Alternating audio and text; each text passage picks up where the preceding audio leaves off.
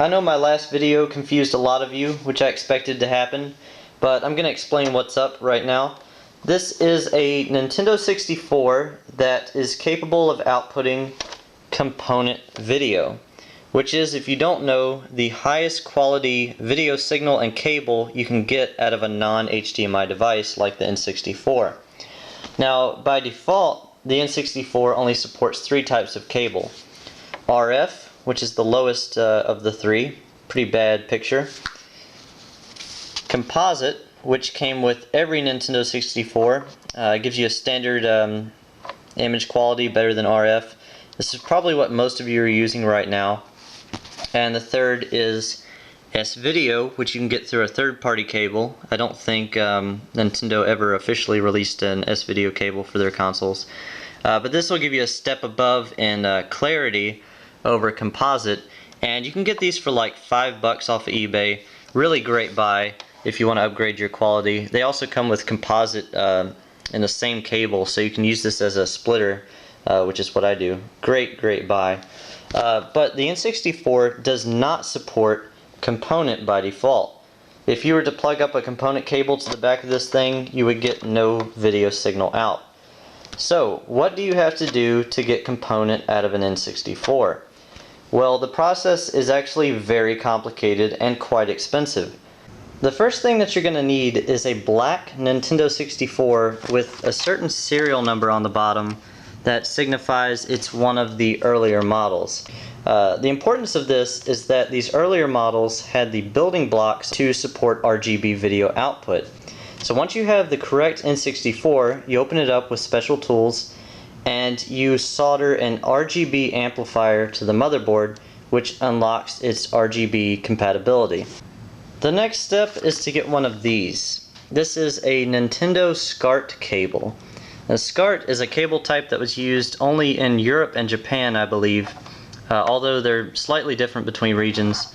And the importance of this is that it can carry the RGB video type as well as left and right audio. This one I got from a US seller who makes them custom for maximum compatibility with US consoles. So we're going to plug this in.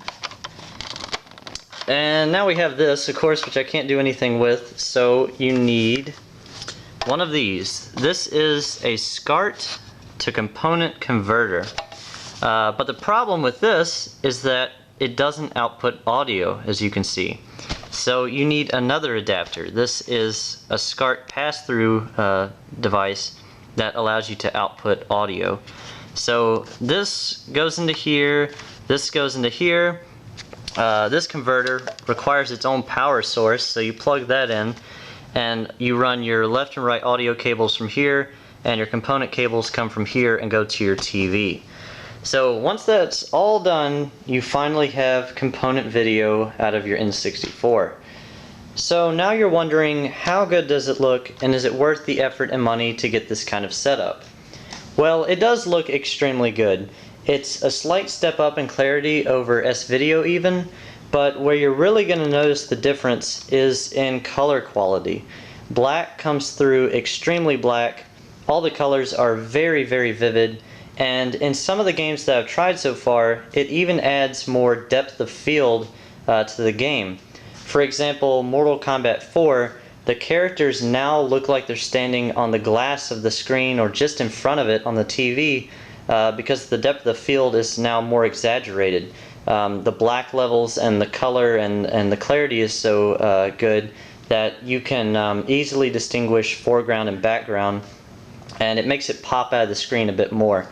Also, 2D games like Mischief Makers are eye-scrapingly sharp. You can sit there and count every single pixel on the screen, and it just looks perfect. Now, with all that said, it still is really hard to recommend this setup because of cost. These accessories that you'll need to get are specialty items, and they don't run cheap. This converter, for example, with its power cable is $50 alone.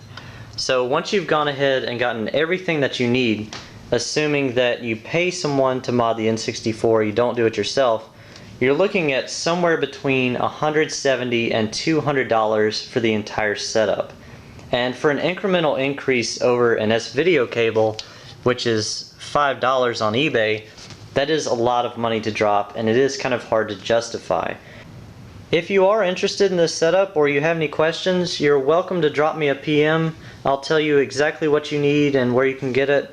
Also, you guys are probably wanting to see some comparison videos from me, or at least me showing the video quality on this thing through camcorder or capture card. I don't currently have a method of doing that. I will work on it, but you can find comparison videos on YouTube if you search. Some of them are good, some of them are not so good. But those are there for you if you are interested.